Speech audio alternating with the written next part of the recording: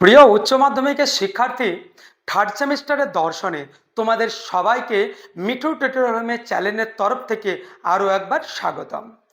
আমাদের এই চ্যানেলে তোমাদের ধারাবাহিকভাবে কিন্তু দর্শনের ক্লাসগুলো দিচ্ছি। তার সঙ্গে সঙ্গে তোমরা বিভিন্ন রকমের মক টেস্ট, যেমন দর্শন, রাষ্ট্রবিজ্ঞান, ইতিহাস এবং শিক্ষা বিজ্ঞানের উপরেও তোমরা কিন্তু পাচ্ছ। তোমাদের আর্টসের ওপরে বিভিন্ন স্টুডেন্টদের যে ক্লাসগুলো বা সাবজেক্টগুলো আছে, তোমাদের পছন্দ মতন প্লেলিস্টে গিয়ে কিন্তু মক টেস্ট বা ক্লাসগুলো তোমরা দেখো। আজকের ক্লাস স্পেশালি অনেকেই তোমরা কমেন্ট করেছো কি স্যার অনেক দিন হয়ে গেল দর্শনের ক্লাসগুলো দিন, পার্ট 2 পর্যন্ত হয়ে আছে, পার্ট 3 দিন, অনেকেই কমেন্ট করেছো। আমি তোমাদের কাছ থেকে ছোট্ট করে তোমাদের কাছে ক্ষমা চেয়ে নিচ্ছি। আমি অফলাইনের স্টুডেন্টদের জন্য অনেক ব্যস্ত আছি।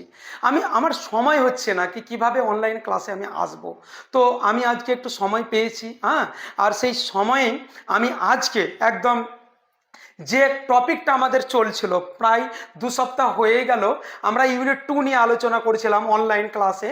প্রথম অধ্যায় ইউনিট 1-এর ইউনিট 2-এর আত্মহত্যা ও কৃপা হত্যা। সেখানে আমরা ইউনিট 2-তে পার্ট 1 এবং পার্ট 2 দুটো ক্লাস দিয়েছি।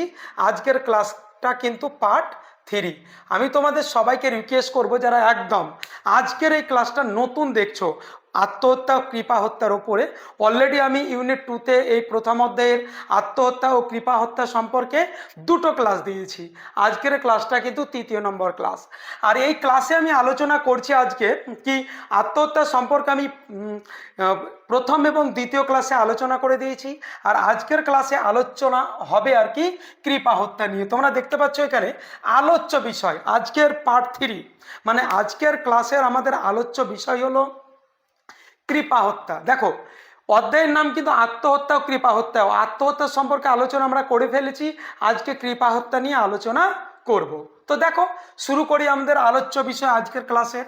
একদম তোমরা খুবই ধ্যান দিয়ে ক্লাসটা শুনবে, একদম বোঝার চেষ্টা করবে। আমার দৃঢ় বিশ্বাস, একদম দায়িত্ব সহকারে বলছি, অতি অবশ্যই ক্লাসটা তোমাদেরকে আমি বুঝে উঠতে পারবো। আমি বলছিলাম কি আজকের ক্লাসটা কি ছিল, তাহলে কৃপা হত্যার ওপরে। এই কৃপা হত্যাকে অনেকেই করুণা মৃত্যু বলে, একদম জেনে রাখতে হবে। কৃপা হত্যা, করুণা মৃত্যু, স্বস্তির মৃত্যু বা ইচ্ছা মৃত্যু সবই কিন্তু সমার্থক শব্দ। তো কৃপা হত্যা, করুণা মৃত্যু, ইচ্ছা মৃত্যু কিংবা স্বস্তি মৃত্যু একদম সমার্থক শব্দ। আজকের ক্লাসে জানতে হবে এই কৃপা হত্যা, করুণা মৃত্যু, স্বস্তি মৃত্যু কিংবা ইচ্ছা মৃত্যু কাকে বলে, এর অর্থটা কি। আগে ক্লাসে আমরা কিন্তু জেনেছিলাম আত্মহত্যা। আজকে দেখো, আমরা প্রথমেই কিন্তু লেখা আছে কিনা কয়েকটা টপিক তোমাদের সামনে আমি আজকে তুলে ধরবো আলোচ্য বিষয়ে। কৃপা হত্যার অর্থ, কৃপা হত্যার সংজ্ঞা, কৃপা হত্যার সমার্থক, কৃপা হত্যার বৈশিষ্ট্য এবং কৃপা হত্যার কারণ। এই টপিকগুলো যদি আজকে বুঝতে পারো, অতি অবশ্যই কৃপা হত্যা সম্পর্কে 100% ডাউট কিন্তু তোমাদের ক্লিয়ার হয়ে যাবেই যাবে একদম। তো সর্বপ্রথমে আমরা চলে আসব অর্থ, কৃপা হত্যার অর্থটা কি। দেখো, সর্বপ্রথমেই তোমাদের বলবো যে কৃপা হত্যাটা আছে না, এটা দুটি গ্রিক শব্দ থেকে এসেছে। সেই গ্রিক দুটি শব্দ, একটা হলো ইউ এবং একটা হলো থ্যানাটস। ইউ এবং থ্যানাটস, ইউ মানে হলো উত্তম বা সহজ এবং থ্যানাটস মানে হলো মৃত্যু। প্রিয় শিক্ষার্থী, আমি তোমাদেরকে আজকে বুঝাচ্ছি কৃপা হত্যার অর্থ। দেখো, কৃপা হত্যা বুঝতে গেলে তোমাকে জানতে হবে ইউ থ্যানাটস, দুটি গ্রিক শব্দ। একটা শব্দের নাম হলো ইউ মানে উত্তম বা সহজ বা ভালো, এবং থ্যানাটস মানে হলো মৃত্যু। তাহলে দুটি গ্রিক শব্দ, একটা ইউ একটা থ্যানাটস, এই দুটো শব্দ যোগে একটা শব্দ তৈরি হয়। সেই শব্দটার নাম হলো ইউথ্যানেসিয়া। ইউথ্যানেসিয়া মানে হলো সহজ মৃত্যু। এবার আমি তোমাদের বলবো এখানে কৃপা হত্যা দুটো শব্দ নিয়ে, ইউ এবং থ্যানাটস, যেটার ইংরেজি মানে হবে ইউথ্যানেসিয়া, যার ইংরেজি শব্দ ইউথ্যানেসিয়া, যার বাংলা মানে হলো সহজ মৃত্যু, কিন্তু শব্দটা দুটো গ্রিক শব্দ থেকে এসেছে। তাহলে কৃপা হত্যা মানে আমরা কি বুঝলাম, সহজ মৃত্যু। চলো আমরা একটু ব্যাখ্যা করব। এখানে লেখা আছে কিন্তু সংজ্ঞা, কিসের সংজ্ঞা আমরা দেব, কৃপা হত্যা। দেখো, দুরারোগ্য। দেখো, হত্যা আর কৃপা হত্যা কিন্তু একই নয়। কৃপার সঙ্গে হত্যা শব্দটি জড়িত আছে, আর হত্যার সঙ্গেও হত্যা কিংবা আত্মহত্যার সঙ্গেও হত্যা শব্দটি জড়িত আছে। কিন্তু আত্মহত্যা বা হত্যা বা কৃপা হত্যা এই তিনটি শব্দ কিন্তু সমার্থক নয়। দেখো কৃপা হত্যার সংজ্ঞাটা কি হবে, বলছে দুরারোগ্য। আমি এখানে মেন যে টপিক, যে শর্টকাট তোমাদের নিয়েছি, কৃপা হত্যা কাকে বলে আমি সংজ্ঞাতে তোমাদের এখানে বলেছি কি দুরারোগ্য মানে এমন রোগে আক্রান্ত হয়েছে কোনো ব্যক্তি যে রোগ একদম আরোগ্য লাভের কোনো সম্ভাবনাই নেই। ওই ব্যক্তি বা ওই পেশেন্ট এমন কোনো বিরল রোগে আক্রান্ত হয়েছে কি সে স্বাভাবিক অবস্থায় ফিরে আসতে পারবে না। তার জন্য আমি এখানে তোমাদের সংজ্ঞাতেই প্রথমেই লিখে দিয়েছি দুরারোগ্য বা বিরল রোগে আক্রান্ত, যখন কোনো ব্যক্তি এমন কোনো অসুখে ভুগছে বা বিরল কোনো রোগে আক্রান্ত যেটা স্বাভাবিক অবস্থায় ফিরে আসতে পারবে না। দেখো বিরল রোগে আক্রান্ত, আরোগ্য লাভের কোনো আশা নেই একদম, মানে এমন রোগে সে আক্রান্ত হয়েছে কি সে আরোগ্য লাভ করতে পারবে না, মানে সুস্থ লাভ করতে পারবে না। তখন ব্যাধিজনিত দুঃখ, মানে তার তো একটা কষ্ট হবে, শারীরিক তো একটা কষ্ট হবে, যেহেতু সে যে অসুখে ভুগছে সেই মারাত্মক বা বিরল অসুখে, সেই অসুখ থেকে যখন সে স্বাভাবিক অবস্থায় আসতে পারবে না তখন সে ব্যাধিজনিত মানে রোগজনিত তার দুঃখ হবে, তার কষ্ট হবে। তো সেই দুঃখ কষ্ট থেকে মুক্তির জন্য কোনো ঔষধ প্রয়োগ করে তার মৃত্যু ঘটানো হয়। দেখো আমরা যদি ডাইরেক্ট কাউকে মেরে দিই কোনো অস্ত্র প্রয়োগ করে, তাহলে কিন্তু সেটাকে কি বলা হয়, হত্যা। ঠিক আছে তো, কিংবা কেউ মানসিক যন্ত্রণার কারণে হ্যাঁ যখন নিজে নিজেই মরে যায় তখন সেটাকে বলা হয় কি আত্মহত্যা। আর যখন কোনো একজন ব্যক্তির কষ্টের জন্য, তার শারীরিক কষ্ট, হ্যাঁ তার ব্যাধিজনিত কষ্ট এবং সেই রোগটা সুস্থ বা আরোগ্যের কোনো সম্ভাবনা নেই, তখন কোনো ওষুধ প্রয়োগ করে, এটা কিন্তু একদম মাথায় রাখতে হবে, করুণাবশত যখন কোনো রোগী এমনভাবে অসুস্থ হয়ে পড়বে কি সে স্বাভাবিক হবে না, কিন্তু তার কষ্ট হবে, যারা দেখবে তার কষ্টটা তাদেরকে খুবই মায়া লাগবে, খুবই দুঃখ লাগবে, তাদের করুণা হবে, তখন তার কষ্ট সহ্য করতে পারবে না, অথচ তাকে ভালোও করতে পারবে না, তখন শেষ পর্যন্ত তার মৃত্যু ঘটায়। সেই মৃত্যুটাকে বলা হয় সহজ মৃত্যু বা কৃপা হত্যা। কেননা সে বেঁচে থেকে শুধু কষ্ট ভোগ করবে, সুস্থ হবে না, তার মানে তাকে মেরে দেওয়াটাই ভালো হবে, তাহলে সে কষ্ট থেকে পরিত্রাণ পাবে, সেই জন্যই সেটাকে বলা হয় কৃপা হত্যা। তাহলে আমরা সংজ্ঞাতে কি পেলাম, এটাকে যদি আমরা ভাঙি, কোনো দুরারোগ্য বা বিরল রোগে আক্রান্ত কোনো ব্যক্তি বা রোগীকে যখন আরোগ্য লাভের কোনো আশাই থাকে না, তখন সে কোনো ব্যাধিজনিত দুঃখ বা কষ্ট পায়, সেই দুঃখ ও কষ্ট থেকে মুক্তি পাওয়ার জন্য তাকে যে ওষুধ প্রয়োগ করে মারা হয় বা মেরে ফেলা হয়, তখন সেটাকে বলা হয় কৃপা হত্যা। এই কৃপা হত্যাটা টোটালি যে মারবে সে করুণা করে মারবে, দয়া করে মারবে, তার কষ্ট সহ্য করতে না পেরে বাধ্য হয়ে মারবে, তখন সেটাকেই বলা হয় কৃপা হত্যা। আশা রাখছি আমি কৃপা হত্যার সংজ্ঞাটা তোমার দিতে পেরেছি। আজকের ক্লাসের আলোচ্য বিষয় মানে কৃপা হত্যার মানে এর অর্থ বলো বা সংজ্ঞা বলো কিংবা সমর্থক বৈশিষ্ট্য কিংবা কারণ, এই পুরোটাই আমরা শিখবো কার কাছ থেকে, একদম পিটার সিঙ্গার। ঠিক আছে তো, পিটার সিঙ্গার কৃপা হত্যা নিয়ে বিস্তারিত আলোচনা করেছেন প্র্যাকটিক্যাল এথিক্স গ্রন্থে। তোমরা যদি কৃপা হত্যা সম্পর্কে বিস্তারিত জানতে চাও অতি অবশ্যই পিটার সিঙ্গারকে স্মরণ করো এবং তার একটা গ্রন্থ প্র্যাকটিক্যাল এথিক্স, এই সম্পর্কে কিন্তু তোমরা বিস্তারিত জ্ঞান অর্জন করো। চলো আমরা পড়ে নিয়েছিলাম হ্যাঁ সেই পিটার সিঙ্গারের প্র্যাকটিক্যাল এথিক্স গ্রন্থ।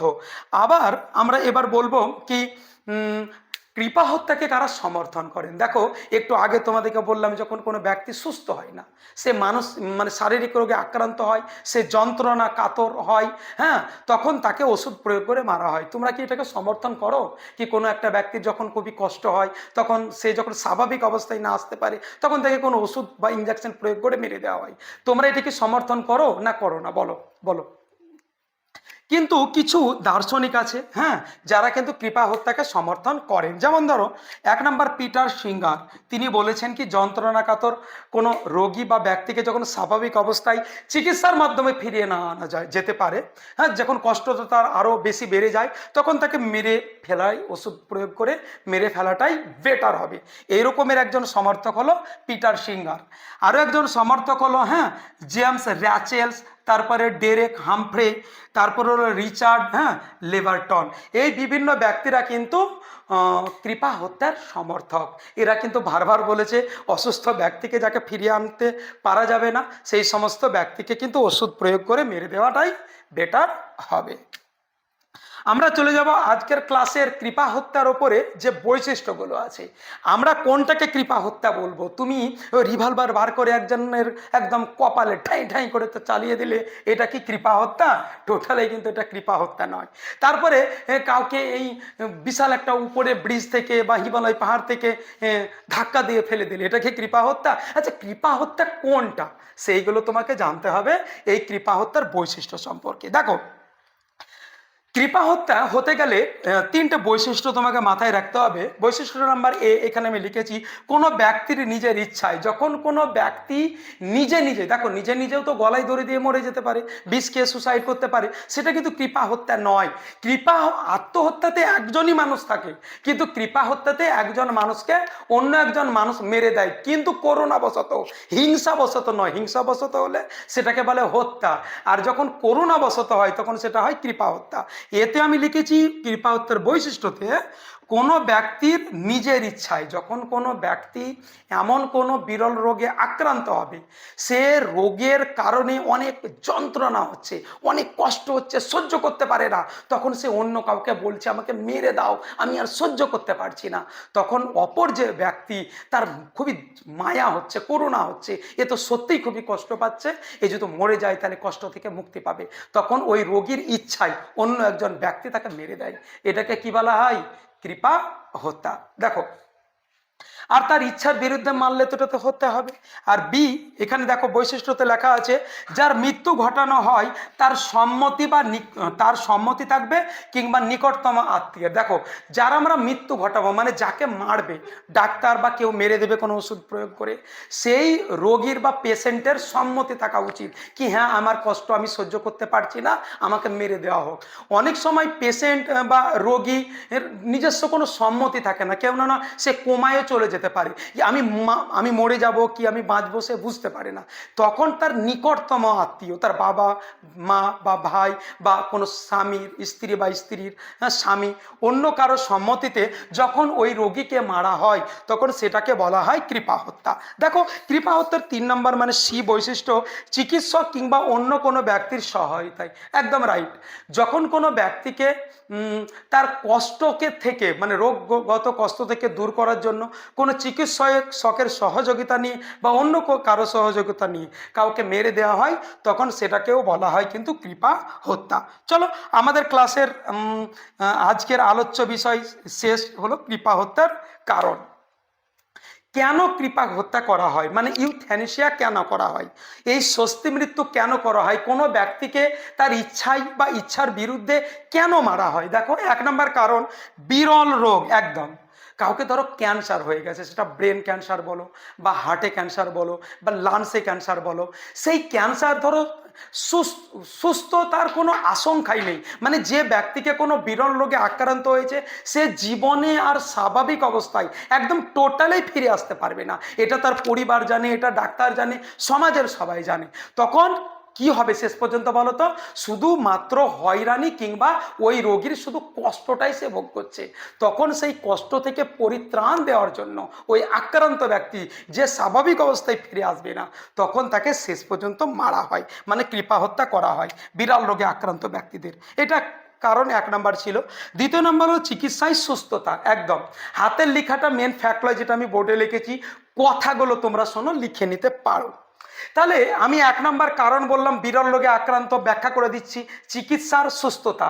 দেখো, যখন কোনো মানুষ, রোগ তো মানুষ জীবনে আছে, যার জন্ম আছে, তার মৃত্যু আছে, তার অসুখ আছে, অর্থাৎ ব্যাধি আছে, কিন্তু এমন এমন ব্যাধি আছে যেগুলো আমরা চিকিৎসা করার পরে সুস্থ হয়ে যায়, কিন্তু এমন এমন রোগ বা ব্যাধি আছে যেগুলো শত চিকিৎসাতেও সে কিন্তু স্বাভাবিক বা সুস্থতা অর্জন করতে পারে না, শুধুমাত্র কষ্ট এবং হয়রানির শিকার হয় দিনের পর দিন, বছরের পর বছর। তখন শেষ পর্যন্ত তোমার চিকিৎসায় যখন সে সুস্থতা হয় না, একদম হয়রানির শিকার হয় এবং রোগী মানসিক যন্ত্রণায় কাতর হয়ে থাকে, তখন শেষ পর্যন্ত তাকে কৃপা হত্যা বা তার ইউথ্যানেসিয়া করা হয়। চলো, 3 নম্বর, চাপ সৃষ্টি। একদম, যখন কোনো ব্যক্তি একদম রোগাগ্রস্ত হয় বা রোগে আক্রান্ত হয়, সেটা বিরল রোগেই, মানে চিকিৎসার পরেও সে স্বাভাবিক অবস্থায় আসতে পারে না, তখন তার অভিভাবক বা পরিবার একটা চাপের মধ্যে থাকে, কেননা অনেক অর্থের ব্যাপার আছে বা তাকে নিয়ে হয়রানির ব্যাপার আছে, তাকে সুস্থ করতে দিয়ে পরিবার পরিবেশের বা ওদের পরিবারের মানে রোগগ্রস্ত যে হয়েছে সে ব্যক্তির পরিবারের অন্যান্য বিষয়ে মানে ভারসাম্যহীন হয়ে যেতে পারে। স্বাভাবিক পরিবেশ কিন্তু অস্বাভাবিক হয়ে যেতে পারে ওই রোগীকে দেখার জন্য, তখন সে অথচ সে স্বাভাবিক অবস্থায় আসতে পারবে না। তখন এইরকমভাবে অভিভাবকদের চাপ সৃষ্টি হতে পারে। ওই জন্য অনেক সময় কিন্তু অসুস্থ ছেলেকে তার বাবাও মেরে দিতে পারে, বা বাবা অসুস্থ বাবাকে তার ছেলেও মেরে দিতে পারে, কিংবা চিকিৎসকের সহযোগিতা নিয়েও কিন্তু মেরে দেওয়া হয়। আর 4 নম্বর বৈশিষ্ট্যটা বা কারণটা হলো অসহনীয় যন্ত্রণা। একদম এইটাই হলো ইউথ্যানেসিয়ার একদম প্রধান বৈশিষ্ট্য বা কারণ। দেখো, অসহনীয় যন্ত্রণা কার? ওই ব্যক্তির, ওই রোগীর, ওই পেশেন্টের, যে দীর্ঘদিন ধরে অনেক মানে ডাক্তার দেখার পরেও বা চিকিৎসা করার পরে সে স্বাভাবিক হতে পারছে না, শুধু তার যন্ত্রণা দীর্ঘ থেকে আরো দীর্ঘতর হচ্ছে। একদম যখন আসছে না, যন্ত্রণা একদম অসহ্য হয়ে যাচ্ছে, তখন তার ইউথ্যানেসিয়া করা হয়। একদম প্রিয় শিক্ষার্থী, নিশ্চয়ই আমি একদম অনেকদিন পর হলেও কৃপা হত্যা সম্পর্কে একটু হলেও তোমাদের আমি বুঝাতে পেরেছি। তোমরা কমেন্ট করো, আমি চেষ্টা করি তোমাদের ক্লাস আনার, কিন্তু প্রিয় শিক্ষার্থী আমি বাধ্য হয়ে যাই। পারিপার্শ্বিক একদম মানে অফলাইনে যে টিউশনটা আছে আমার অনেকগুলোই ব্যাচ থাকে, তোমাদের সেই নিয়ে আমি পরে বলবো। আপাতত আমি ছোট্ট একটা ক্লাস আজকে কৃপা হত্যার উপরে তোমাদের উপহার দিলাম। তোমরা একদম নিখুঁতভাবে ক্লাসগুলো দেখো, তারপরে মক টেস্ট নিয়েই তো আমি একদম আবার আসছি নতুন একটা ক্লাস নিয়ে। ভালো থাকো, সুস্থ থাকো, দেখা হচ্ছে নতুন কিছু আপডেট নিয়ে একদম আগামী ভিডিওতে।